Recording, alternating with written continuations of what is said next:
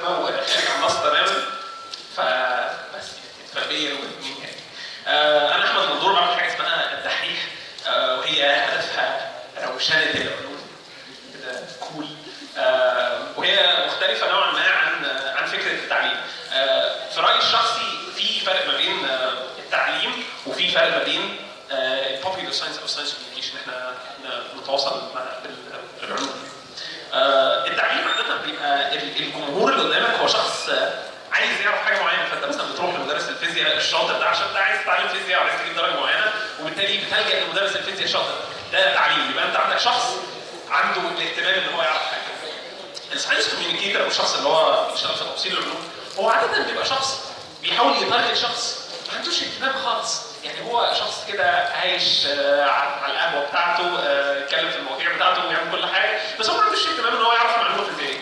فبالتالي طريقه التوصيل او طريقه التعامل مع الاشخاص دي بتبقى مختلفه. فانا شغال اكتر في حته الساينس كوميونيكيشن، بحاول اتارجت ناس ما لهاش اهتمام او الناس اللي عندها اهتمام بسيط اخليها تهتم اكتر.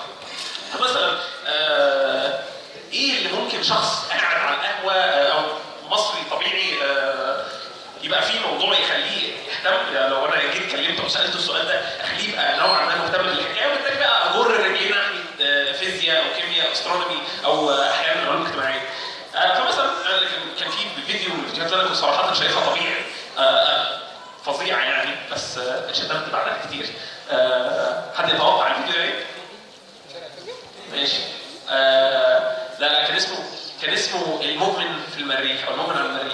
المهم تساؤل الفيديو كان دلوقتي احنا شعب متدين بطبعه عايز يصلي على المريخ، هيعمل ايه؟ ايه القبله؟ هيتوضى ازاي؟ كل الكلام ده. فانا المهم حاولت اخد سؤال زي ده وان انا اوصفه بشكل مواطن ممكن يكون بيفكر في حاجه زي كده، وبس ابتديت بقى اشوف انت عايز تصلي، انت محتاج تتوضى، فانت محتاج ميه. طب تعالى نشوف تاريخ البحث عن الميه في المريخ والدنيا كانت عامله ازاي.